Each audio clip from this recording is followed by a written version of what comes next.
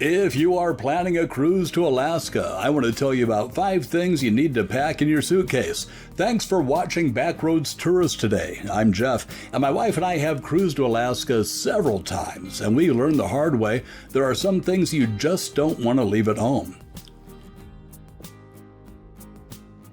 First on the list is layered clothing. Now, chances are good that it's not going to be freezing cold on your cruise, so you can leave the parka and mucklucks at home, but it will get chilly. We found that a lightweight shirt covered by a larger shirt with a hood and a warm vest is a great combination. If it's chilly, everything can be buttoned and zipped up to keep you warm. If it warms up during the day, you can leave the hooded shirt and vest open to keep you cooler. And here's the best part. We actually found this vest and hooded shirt on the clearance rack just a few weeks before our cruise. The store was trying to get rid of its winter clothing to make room for spring and summer clothing, and that worked out perfectly for us. The next thing you want in your luggage is some kind of rainwear. It doesn't have to be a full raincoat.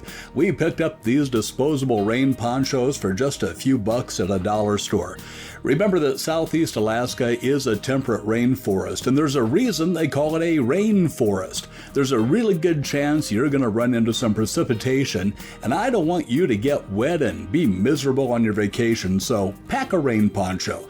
They don't take up very much room, and you'll be thankful to have it if you need it.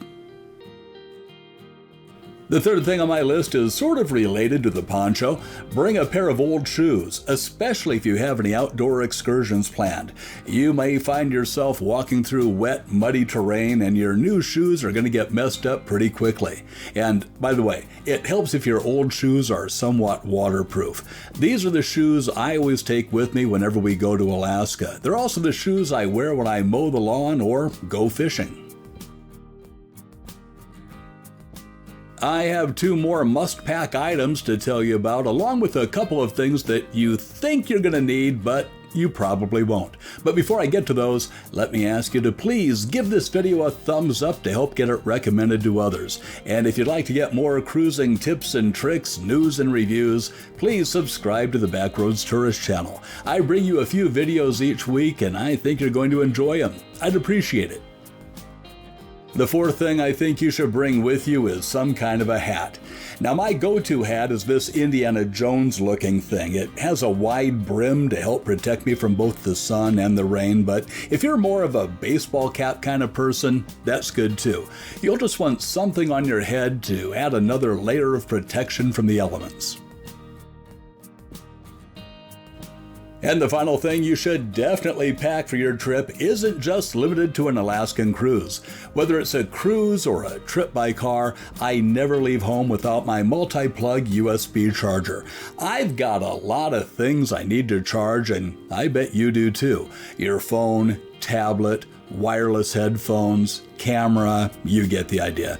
There's a lot of devices that need to be charged, and there probably aren't that many outlets in your stateroom. This 10-outlet charger is just the right size for us. My wife can charge her stuff, and I can charge mine at the same time. You can get chargers with more or fewer outlets to fit your needs, but I'd highly recommend packing one of these on your next trip. So those are 5 things I highly recommend you take with you to Alaska. Now, there are a couple of things that you think you might need, but you probably won't. And I'll warn you, you might argue with me on the last one. First of all, mosquito repellent. Now, you may have heard that the mosquitoes are horrible in Alaska, and I bet they are in some places, but generally speaking, mosquitoes don't fly well when it's raining and when it's windy. And since you're going to be in a temperate rainforest ecosystem and mostly by the shore where it tends to be windier, it's not a great environment for mosquitoes. Now, if you have excursions that take you deeper into the interior, the conditions may change and you may run into some of those bloodsuckers, but I don't think that my wife and I have ever been bitten by a mosquito in Alaska. And one of the excursions on our last cruise was next to a place called Mosquito Lake. Go figure. And the other thing that I probably wouldn't pack the next time we go to Alaska is binoculars. Like I said, you may argue with me on this one, but Hear me out. The first few times we cruised Alaska, we brought binoculars and we found that we just didn't use them a whole lot. Sure, it was neat to get a closer look at eagles, but usually we could see things just fine without them. In fact, on our last cruise, I estimate that I only spent about 2 or 3 minutes total looking through the binoculars. For me, that just wasn't enough time to justify bringing them. For you, that might be different, but I just wanted to give you my thoughts on it.